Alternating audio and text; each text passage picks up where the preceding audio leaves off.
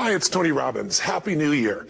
Listen, how's your new year coming out so far? I know it's early. It's January 15th, and I thought I'd send you out this little video message because you know what that day means, don't you?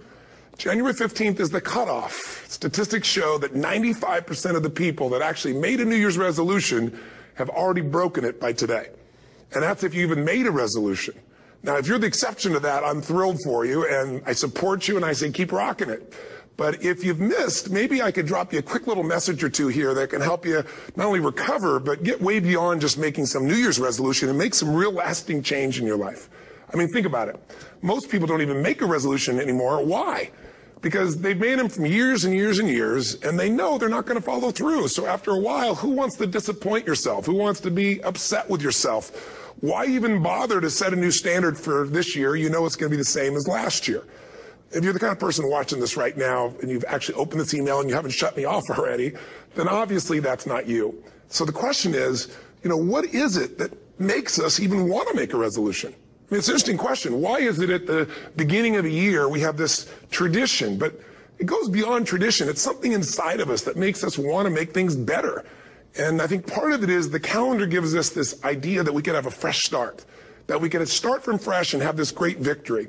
And it's really, the calendar itself is quite arbitrary. It's wonderful to use it, but if you didn't use it effectively, let's use the calendar to serve you today. Let's just see, what does it really take to make this thing happen? Because there's no denying that inside of you, the only thing that's going to make you happy in the year ahead and the decades ahead is going to be having you have an experience where on a regular basis, you feel like your life is making progress. If there's one thing I teach, and I want to remind you of it, it's really simple. Getting things is not going to make you happy. That's good news in a tough economy. It's a good reminder. It doesn't matter what you get. It doesn't matter whether it be money or opportunity. All those things might excite you for the moment. Even a relationship, as magnificent it may be, might be exciting for a while. But if you don't keep growing, that relationship isn't going to stay exciting. So the secret to real happiness is progress. Progress equals happiness. And if we can make progress on a regular basis, we feel alive. And that's why at the beginning of the year, we get this thing like, okay, I can have this fresh start. I could really do what my soul desires. I could expand. I could grow. I could improve. I could change. Or maybe better than change, I could progress. See, think about that. Progress is an aliveness to it, doesn't it? You don't have to work at changing. People say all the time now, well, I'm working on changing. Don't worry about it. You don't have to work on changing. Change is automatic. Your body's going to change whether you want it or not as the years go by. And no matter how hard you work, there's going to be some changes going on there. The economy is going to change no matter what you want it to do. The weather is going to change. Relationships are going to change. Everything in life is always changing. We don't have to work on change. Change is automatic, but progress is not. So if you want to make real progress, then you really got to look at your life in a different way. You got to say, I got to take control of this process and not just hope it's going to work out like people do who make a resolution. Because really, isn't that what they're really doing at the beginning of the year? They're saying, well, here's my resolutions for the year, and they really basically tell you their wishes. It's their wish list. It's what they hope it all comes together. And then they call it a resolution, but they don't know what a resolution is. When you resolve something, to have a resolution is to resolve it. When you've resolved, this is how it's going to be. That's when you cut off any possibility except the thing you've committed to. It's like the old adage, if you want to take the island, you burn the boats. Because when you burn those boats, there's no going back. You're going to find a way to make things work. And most people, they're stating what they hope will come together. And if it doesn't happen, then they're disappointed, but they're not too disappointed because they're not too vested. What does it take to successfully create a lasting change in your life? To not only have a New Year's resolution you follow through on, but really have a lasting change? Well, the first step for lasting change is very much like making a New Year's resolution. Fundamentally, it's the same. The first step is you got to have a vision for what it is you really, truly want. Not what you think you want or what you should have. I mean, what are most people's New Year's resolutions? I'm going to stop eating sugar.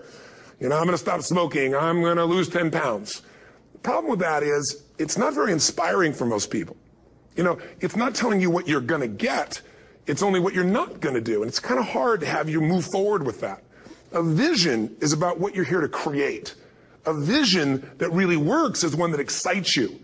If you say, well, my resolution, my goal, my outcome for this month, this week, this year is to lose X number of pounds, that's okay, but it's not very compelling. It has to be a compelling vision. It's got to have something that has the power to pull you, not something you have to push yourself to do. Those are two different kinds of motivation. Push requires willpower, and willpower never lasts. What will last is pull.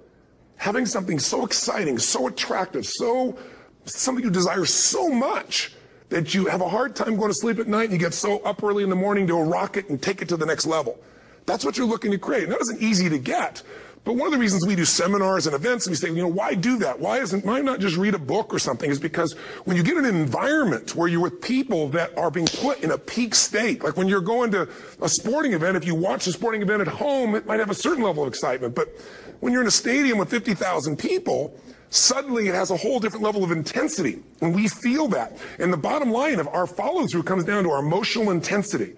In a different state of mind, you're going to come up with a much better and a more exciting vision than if you're sitting on the couch going, okay, what are my new resolutions for this year? And you're doing it the morning after the new year has started and you're a little inebriated.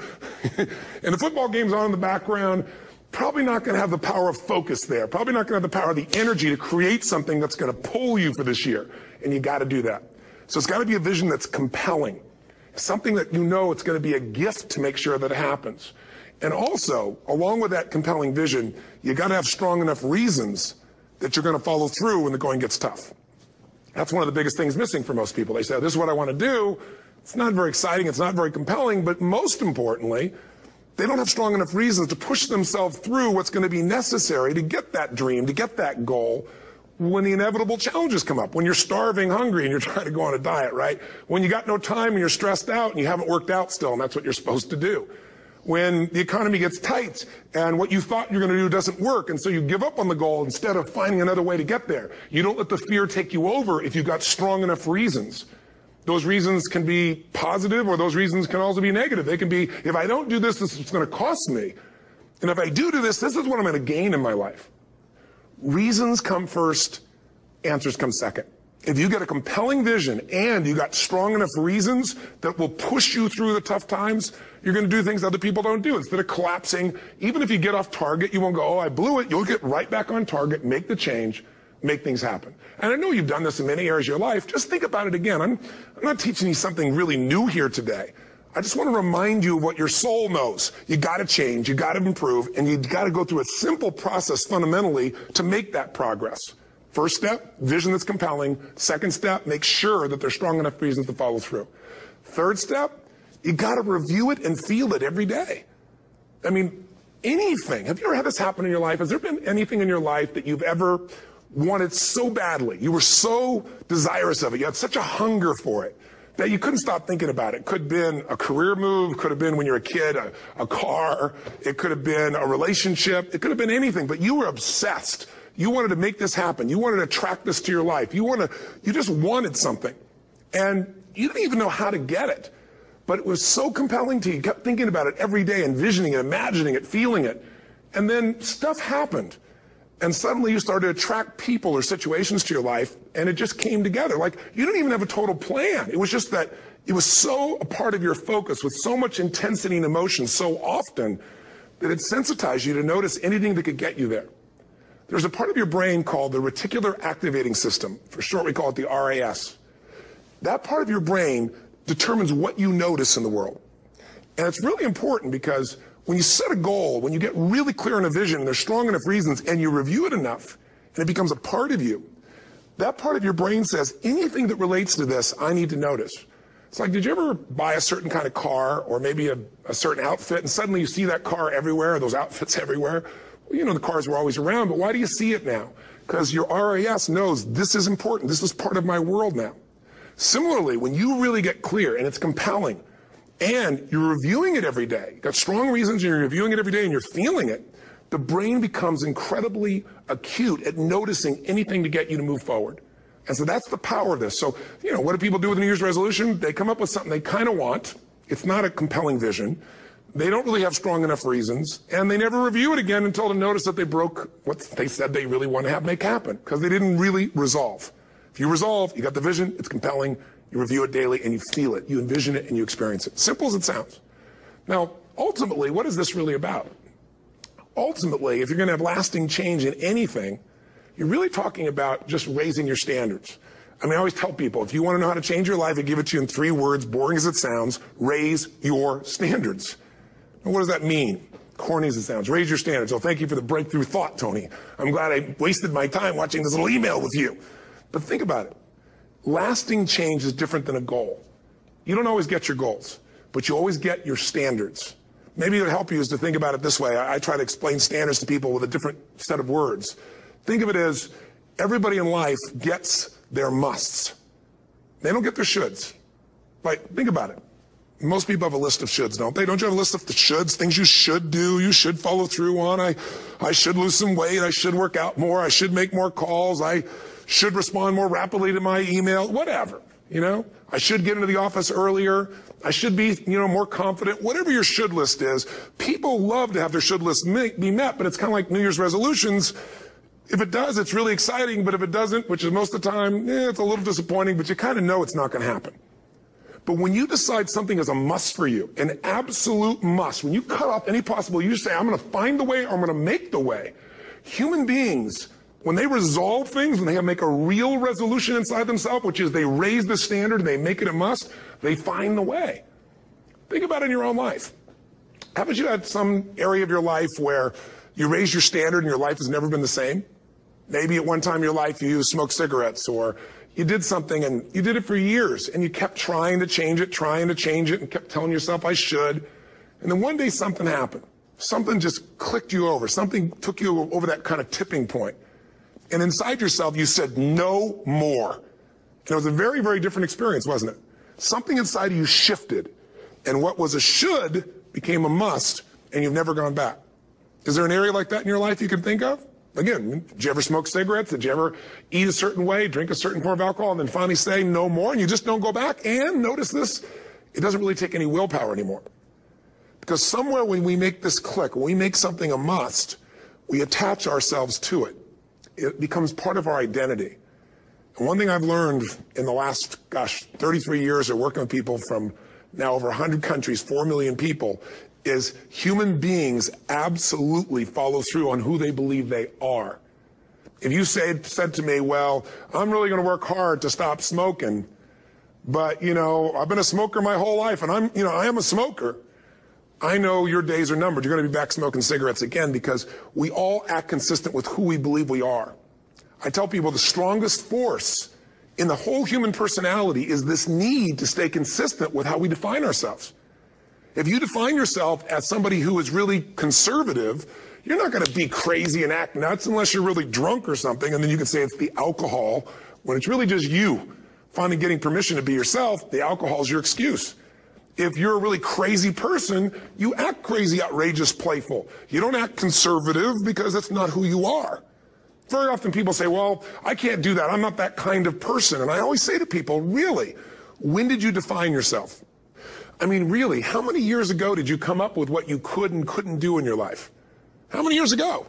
Most people, if they really look at how they're living their life today, it's based on a set of standards, a set of beliefs that they made choices about 10, 20, 30 or more years ago. I mean, very often we made decisions in our youth or very young about what to believe, about what we were capable of, about who we are as a person, and that becomes the glass ceiling, if you will, that controls us.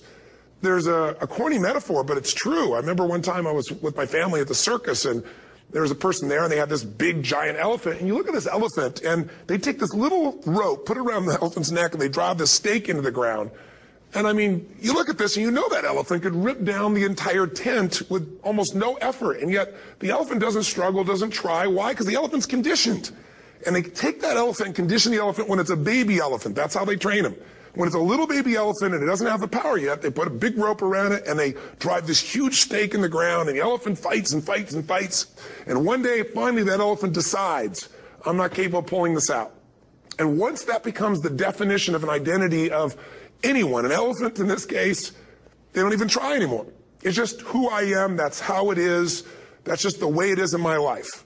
I'd like to ask you to take a look at any place you've got a limitation and ask yourself, when did I decide to accept that limitation? And you may not even see it as a limitation. You might see it as just that's who I am. But so often in our lives, we've adapted to be a certain way so that we don't fail or so that people will like us or respect us, but it's not necessarily who we are. Joy comes when you're spontaneous. It's really hard to be truly happy when you're not being yourself. And most of us have no clue who we are. And so a big part of my work, if you've ever been to an event, you know, is to get people to do things spontaneously without thinking, because that's when the real you shows up. That's when the energy comes alive. And when you do that, when you start to connect to your true nature, suddenly there's energy available for you to set a higher standard for what you want in your life. That's what this is really all about. And when I talk about standards, when I talk about, shoulds versus musts, think about your own life. I know there have been areas in your life where some point in time you just shifted and you raised the standard and your life changed. Because whatever people have their identity attached to, they live. We live who we believe we are. That's just how it works. It's just kind of like, I'll give you an example. Look at your physical body. Your physical body today is an absolute reflection of only one thing. Not your goals, not your desires, but your standards.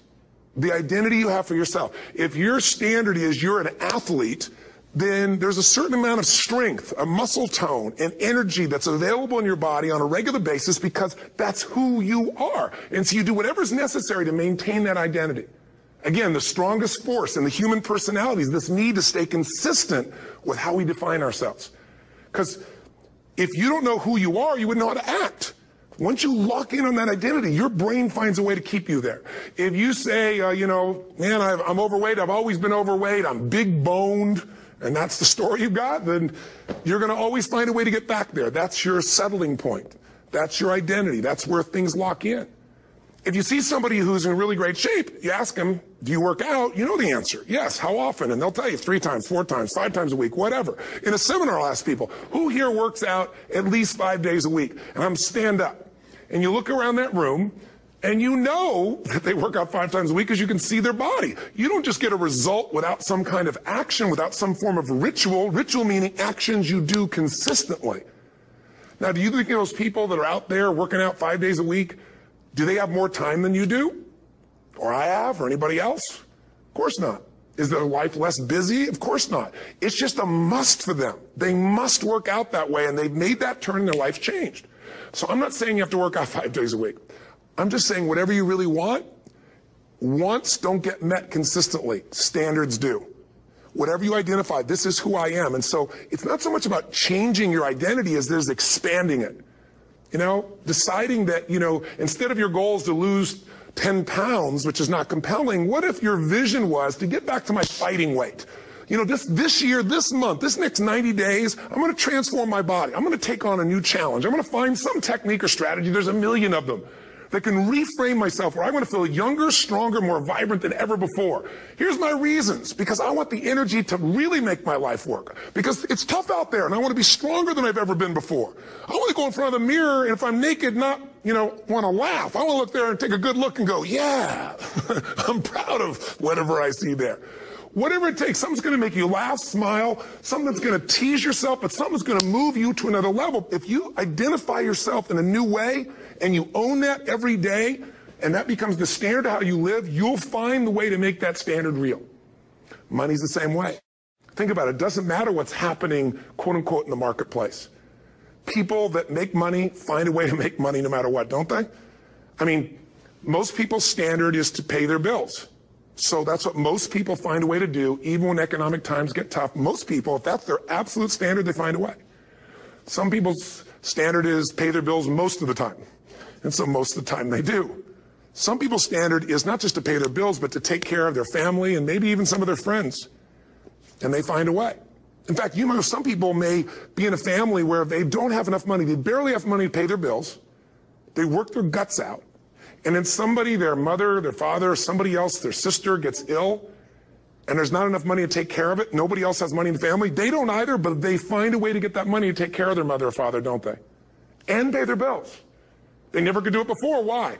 The situation made them raise their own standard. And not everybody does that. Somebody else in the family might have money and still not take care of their mother.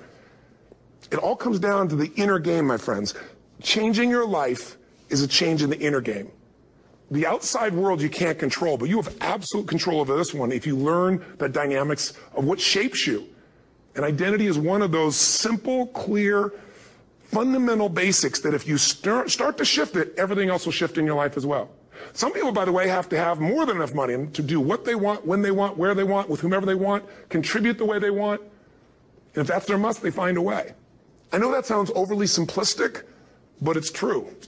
You know, somebody once said you could take all the money in the world out of the hands of everybody, out of all the wealthy people in the world who are really successful, give it to other people. It wouldn't take too long. Those people would have it back in their hands. It's not because they're manipulative. It's because they have a standard. Some are manipulative, don't get me wrong, but they've got a standard of what they're going to find a way to make happen. I'm just simply saying to you, take those 3 magic words and live them. Raise your standard.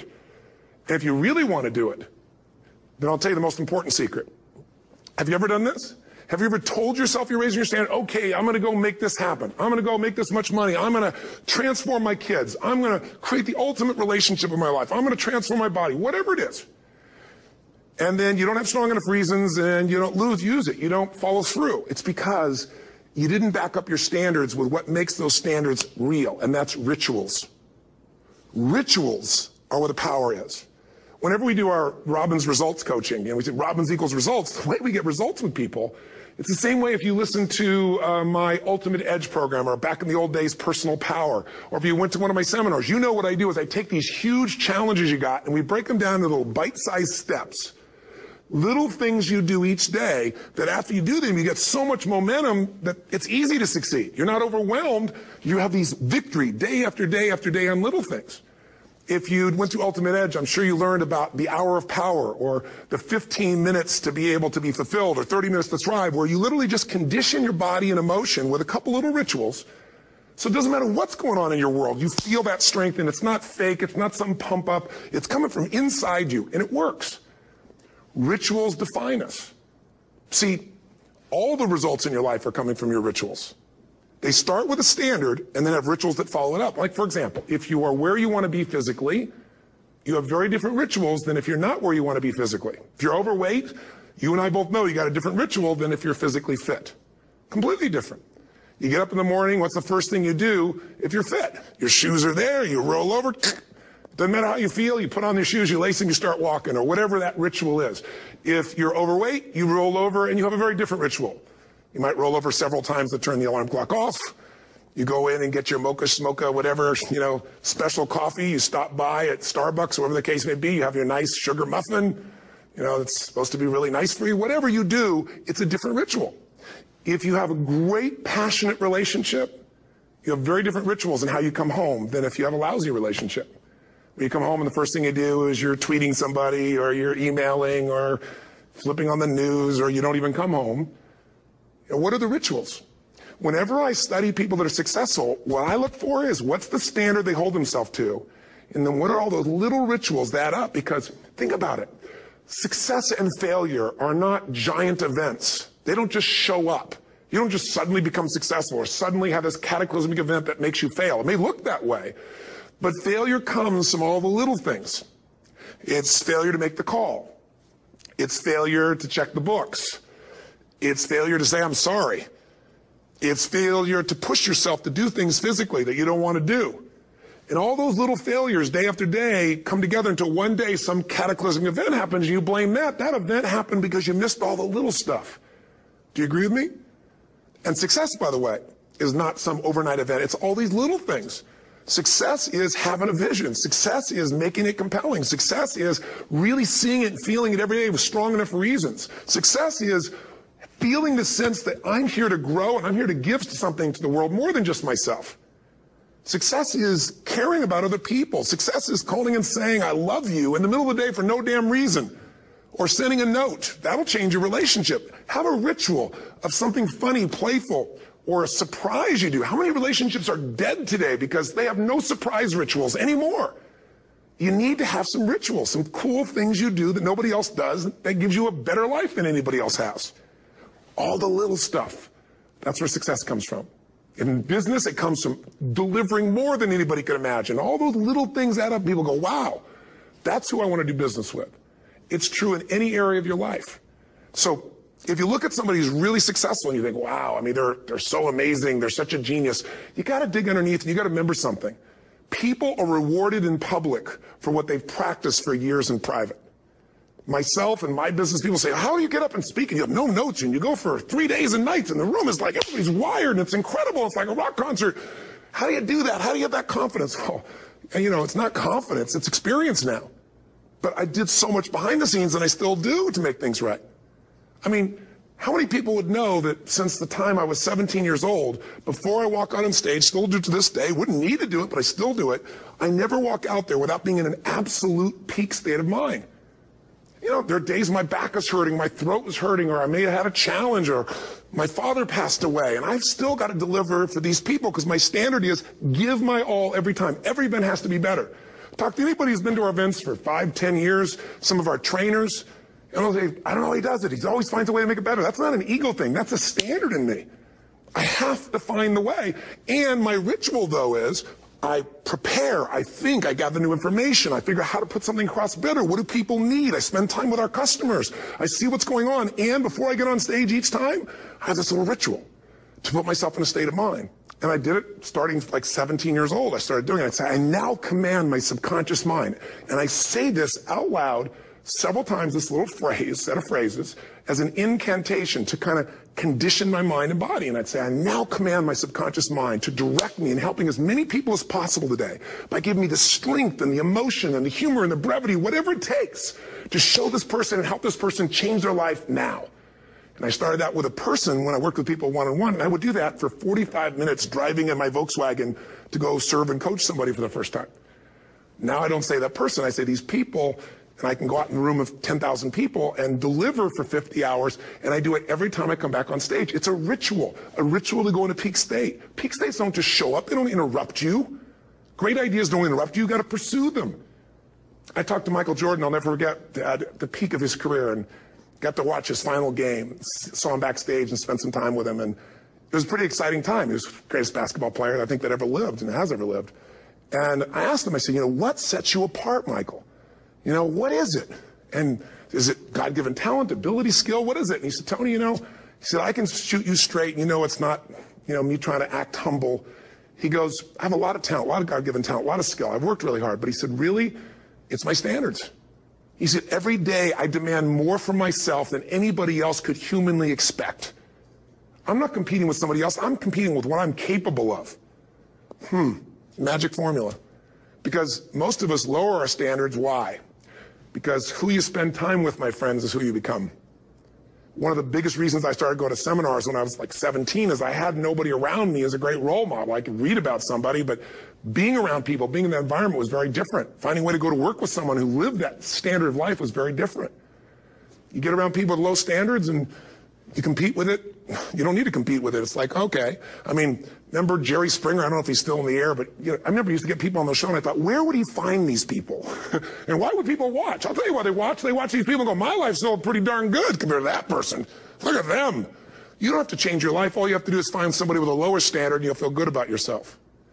But if you feel that good feeling, it's an illusion. The only thing that's going to make you happy, my friend, and this year or any other, is to step up. It's to raise the standard. It's to discover what you're capable of and feel that incredible power of pushing through whatever's holding you back and get to the other side of more of your true self. That's what this game's all about. And look at the best of the world in anything. Tiger Woods, what's his vision? To win golf tournaments? No, to be the best that ever lived. That's his goal. That's his vision. But here's what's interesting. He backs it up with rituals. If you just have a vision and you don't have the rituals, stop lying to yourself. His rituals are, he started doing things nobody did before. He went and started lifting weights. Golfers lifting weights? No way. He went out and he changed his swing when he was the best in the world because he realized in order to be the best that ever lived, he was going to have to change his swing. If you know anything about golf, you don't change your swing when you're the best. And he went and retrained himself because he has different rituals than other golfers. Now many people are modeling his rituals to get better. It's amazing. You look at somebody like Michael Phelps, the 2008 swimmer, won 7, only 2 people, I think, in history, if I remember correctly, that have gotten 7 gold medals in one session. And here's a guy, he's got number 6 under his belt, and he's exhausted, and he's going in for that final swim. I'm sure you remember. And how does the guy win? By 1/100th of a second. Do you think that was some massive skill that got him over the top? Or was it a standard that says, this is who I am. I am the champion. And no one is taking this from me. And somehow in those final milliseconds, 1/100th of a second, he pushed himself just beyond his competitor. But you know about Michael Phelps? What allowed him to be able to push beyond that moment is his rituals. Go study the guy. Most people who swim have these unbelievable workouts. He does 2 and 3 of those workout sessions a day. All the other swimmers in the beginning thought he was insane. You're going to overtrain. You can't do that. It's not physically possible. But he had a standard and the rituals to back it up. So here's my final message to you, because I've gotten carried away. I thought I was going to send you like a 5-minute message. But as you can see, there's no script here. It's just me going a little crazy with you. But I want to really see you get what you want this year. Don't let this year be like last. And if last year was great, still don't let it be that way. Raise the standard. If your life is perfect and extraordinary, you darn well know you're not going to be happy unless you keep making it better. That's what makes us feel alive. It's not what we get that makes us happy. It's who we become and what we're able to give because we become more. That sense of contribution is what creates the deepest meaning. So here's my assignment for you if you want one. If you want to go from conversation to some action, here's a simple thing to do. What's an area of your life right now that you really want to improve? What's an area that's important to improve? If your body's great, how about your career? If career's great, how about your relationships? Intimate one especially, or your kids, or your relationship with your creator, your spiritual side of your life. Or is it your finances? Figure an area that really matters. Decide on that area. Number one, write down what your life is like in that area right now as specifically as possible. So you might say, well, I'm 13.5 pounds overweight, whatever the weight is, whatever the situation is, or my body fat's like this, or I wake up exhausted in the morning, and you write the truth of where you are right now. So you're real clear. Or I'm not in a relationship. I say I want a relationship, but I'm not in one, and I don't seem to find them. All the good ones seem to be gone is my belief. And I really do want one, but I don't have it. Whatever your definition. Or I'm in a relationship, and God, I wish I wasn't in a relationship. I'm planning my escape. Wherever you are. Or I have a wonderful relationship. We love each other, but there just isn't enough passion. Just write the truth of where you are. The area you want to change, but write how it is. And then the second step is, this is where you got to be really honest with yourself. What are the rituals that have put me there? Because whatever results you're getting, even if you don't like the results, there's some rituals that are keeping you in that place. There's some rituals of what you eat or don't eat, how you move or don't move, how you sleep or don't sleep. There's some rituals in the lack of variety or spice or energy or focus in an area. There's something you're doing, and it's usually not one thing. It's a bunch of little things that you kind of do consistently whenever you think about getting in a relationship, whenever you think about working out, whenever you think about money. You get yourself in a state of overwhelm. You start thinking about all the things you can't control. Just write down all the rituals you have, and then here's the third step. What do you want? What's your vision? And be really specific. I want to be my fighting weight. I want to be the strongest I've ever felt. I'm going to turn my, whatever it is, be specific. And then, last step, number 4, what are the rituals that'll get you there? What would you need to do differently each morning if you're going to be that kind of energy, that kind of strength? How often would you work out? What days would you work out? What time? A ritual is something you do consistently, usually at a specific time, so it becomes automatic. Let me tell you something. Willpower doesn't last, but rituals can last a lifetime. I bet you have some rituals in your life right now you've been doing for years, even though some of them don't serve you. I'm just saying, wake yourself up. If you want a new year and a new life, you don't need to start on January 1st. Start today. Start with this little video. And just begin to see what happens and see how easy it is to just do a few little rituals. Don't do them all, just do 2 or 3 new things. And you know what happens? You'll get momentum. Because once you discipline yourself in one area of your life, you feel yourself doing it in other areas as well. And I always say something that my original teacher taught me. I always remind people, there's always 2 pains in life. There's the pain of discipline, or there's the pain of regret. And discipline weighs ounces, as my friend Jim Rohn taught me. Regret weighs tons. You don't want to have regret. So right now, what do you want to change? What's it really like? What are the rituals that got you there? That'll take a little homework. If you're not sure, ask the people around you. They'll tell you what your rituals are. What do I really want in depth? What are the rituals that'll get me there? And then get yourself to start a few of those actions and lock them in place. If I can help you in any way, we're here as a company to support you. Come have an event with us. Come to Unleash the Power Within or Mastery University, or get a coach. You can get a free coaching session if you call our company and click on something on this. We'll probably have something on it, or get a product. Or don't do anything with us, but do something with somebody, starting with you. If you make the changes in yourself, you're going to be proud this year.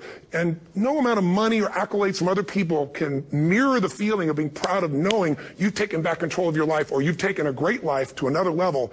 Because once you do that, you have something you can give other people, whether it be your kids or your friends or your family.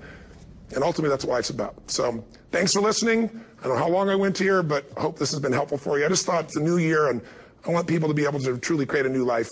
And until I see you again, hopefully soon, or gets a chance to meet you, live strong and live with passion. And of course, God bless to you. Happy New Year.